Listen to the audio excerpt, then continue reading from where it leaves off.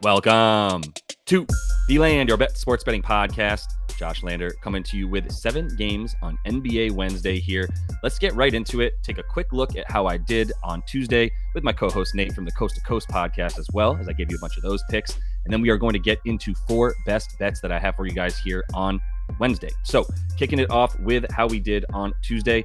Not bad in the best bets department. Could have been better in the Playa props department, but hopefully you're following along on Twitter as well as here yesterday. But I did give that minus 12.5 for the Knicks. Also gave out minus 19.5 on the alt line for the Knicks. I climbed a ladder on that one, pretty much every point all the way up to 19.5 to get us to plus 220, but a total of about 3.5 units made on this bet, with all these little bets made on the minus 13.5, 14.5, 15, and count all the way up to minus 19.5 to get us that win.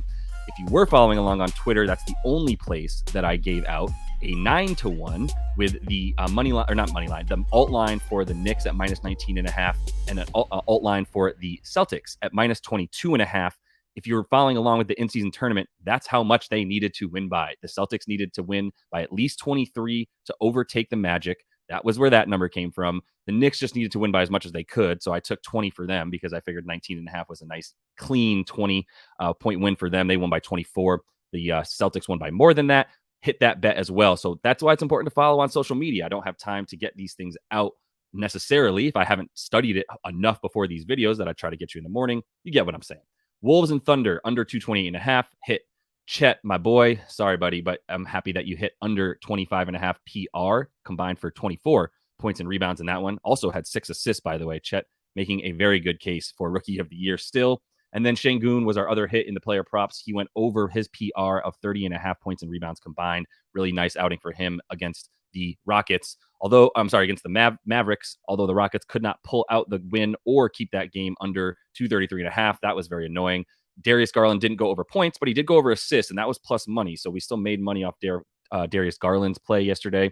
Draymond Green is a complete psycho head case. I don't know why I would keep betting on him when he can't even stop himself from turning every basketball game into a WWE match because he has zero control over his emotions. Love you, Day. Get your shit together. Not sure it's going to happen before you retire. But anyway, Dame did not go under 26.5 points. Berate me for that if you will. I deserve it. I didn't bring it yesterday. I played like a bum, and now we're going to do better. The record for the season is still very good, and we were still 5-4 yesterday on the day, plus 1.2 units. That doesn't even include, by the way, the Knicks bet that I gave out. I should really include that, but I'm trying to make clear what the coast-to-coast record is here. And on the coast-to-coast podcast, we went 5-4 with a plus 1.2 units made on the season. 117 and 95, still up 28.35 units. That's a good amount of money, y'all. So hopefully you're using the unit measurements we're giving out and hitting those winners. We do have 8 picks up on that show today, but I'm going to give you my 4 best bets for today right now on this one. This is my favorite bet. It says best bet number 2 because I totally misarranged the order of these things, but it's my favorite bet of the day. It is a Jordan Poole fade, and it's under 18.5 points for Jay Poole. Let's talk about the amazing defense of Jalen Suggs right now, future defensive all-NBA shooting guard. The main reason that the Orlando Magic are limiting opposing shooting guards to the second fewest points per game. It's the reason he's a huge reason that they are allowing the 5th fewest three-pointers attempted as well. That's huge because they're just running guys off the line because they have such a good interior defense with guys like Paolo, even Franz, and obviously Goga Bitadze. Can't go without mentioning Goga. So that's the 3-point attempts are huge because there's not really much chance to make threes if you're not shooting threes. And that's a lot of what Jordan Poole wants to do. Once you make him put the ball on the floor that I feel very comfortable fading Jordan Poole. So if you're going to play defense to where you're bigger and almost as fast and quick in Jalen Suggs' case, plus you're very willing to play the type of defense that is just run him off the line so that you can make sure that he doesn't get that 3 up, then yeah, I don't think Jordan Poole is in for a good night. He's gone under this number in 7 of his last 10. The 3 that he went over twice versus Milwaukee, and that backcourt defense is atrocious right now. Plus, he went over against Charlotte, also not the best backcourt defense or defense in general. Both those teams play at a top 5 fastest pace in the league. The Magic, especially at home, do not play at a top 5. They play at a bottom 10 pace in the league and are the one of, if not the best defensive team in the league right now. So good luck to Jay Poole, but I don't think he's getting 19 points in this one. I got a full unit on that. Staying in the same game, it's still my second favorite bet, and it's a side with the Magic and the Wizards game in Orlando. I'm taking Orlando minus 10.5. I hit it at minus 9.5. If it stays around there, hit it. 10.5 is fine by me. I think this has blowout potential written all over it. We've got Orlando, once again, second best defensive rating in the league. When you look at what they do at home, also absolutely incredible. 118 points per game at home right now, winning by an average of 11.3 points per game in those. We saw them beat the Celtics at home by this number in that in-season tournament, which shout out the Celtics for overcoming the Magic, who knocked them out of that in-season tournament. The in-season tournament works, by the way. The Celtics care, and if the team like the Celtics, who have been to the finals, etc., care like this, I think the league is in a good place at the tourney. But more importantly, why the Magic are going to smash the Wizards. We've also got the fact that everything that the Magic do well is exactly what the Wizards don't do well, and vice versa. So 36%, not vice versa, but you get what I'm saying. The inverse is true in terms of whatever Wizards do well, the Magic can cover. So the Magic's a 36% offensive rebounding percentage at home, good for best in the league, second most chance points as well. So they get a ton of offensive boards with their huge front court, and then they put them back. They finish on those possessions with second chance points, second most, like I said. The Wizards are dead last in defensive rebound percentage. Really bad stat for this one for them. Plus, they are allowing the fourth most second chance points off of those offensive rebounds that they're just hemorrhaging. And Orlando also has the massive points in the paint edge, right? Like as far as everything down low, the Wizards give up the third most. The Magic are scoring the second most in the paint. All the field goal percentages within 5 to 9 feet are favorable for the Magic, who have a top 10 field goal percentage within 5 to 9 feet versus the Wizards, who have a bottom 5 defensive field goal percentage, right? So it's just everywhere on the floor, you've got complete matchup edges for this Magic team. And like I said, guys like Jordan Poole and Kyle Kuzma are not going to have nearly as easy of a time scoring as they have of late.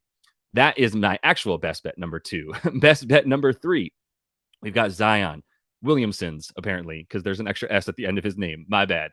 Whatever. We'll get on the graphics guy about that.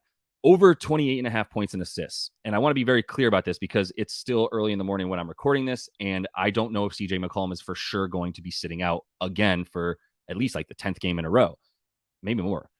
But if he does play, maybe you just go with the points. You can get that at 24.5, 25.5 for Zion against this Philadelphia 76ers team. I like an over in this game, which I'll talk about as well, which is a huge part of all this. But more importantly for Zion, like the points and assists are there without CJ big time. So if CJ's not in, I love this bet. If CJ is in, I'll probably still hit it, but I probably would prefer well, I'm not going to undo it because I already hit it, but I would say I would hit the points at that point. So if you find out that CJ is in and you want to wait to hit this bet until then go for the points is the main takeaway.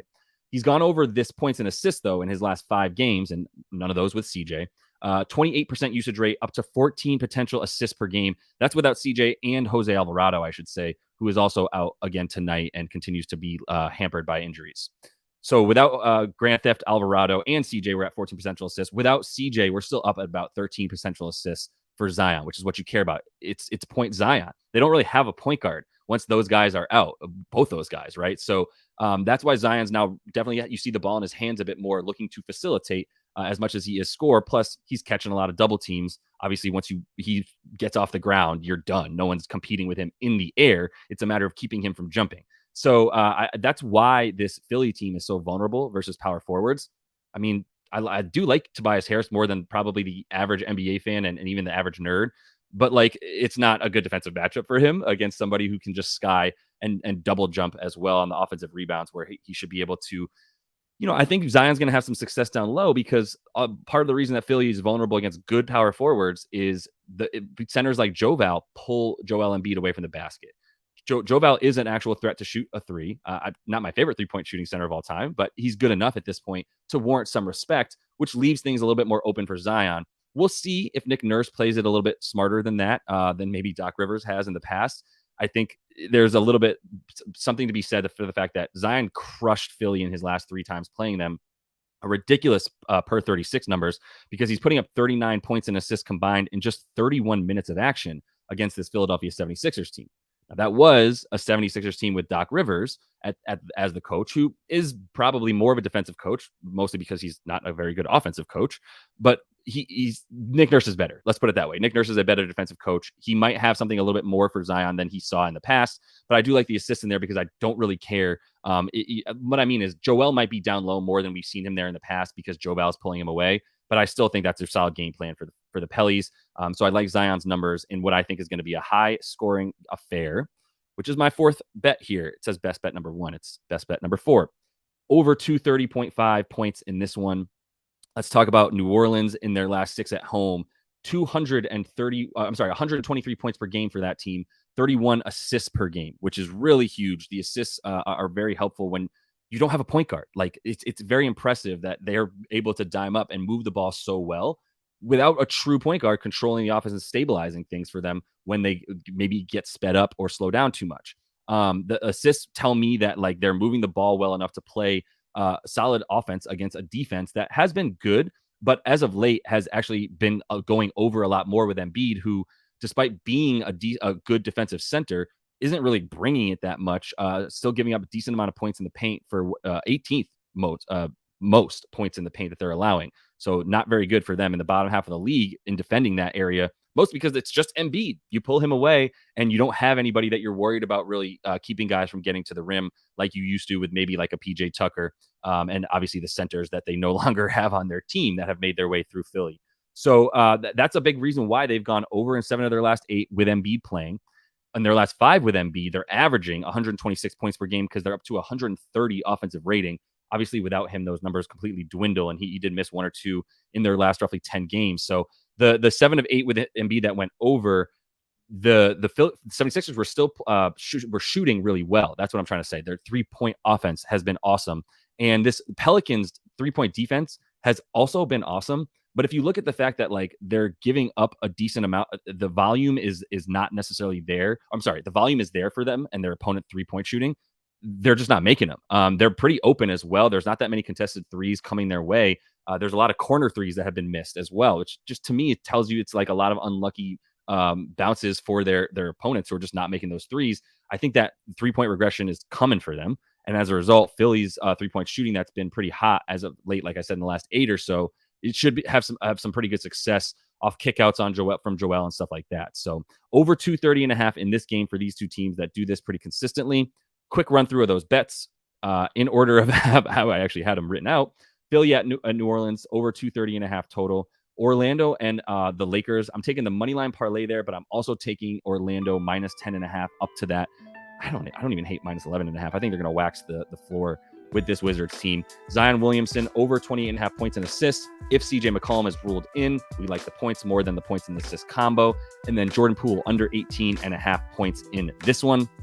And that is all the time that I have for you guys today. I appreciate you all following along. Please do like and subscribe. It does wonders for me. It's much appreciated. I'm trying to bring you these every single day of the week, including the weekends when I'm going to try to get my buddy Nate back on, the co-host on the other show, the Coast to Coast podcast. Check that out as well. Like and subscribe there because we are very hot on those 8 picks a day for best bets or Playa props. Until I see you next, happy betting.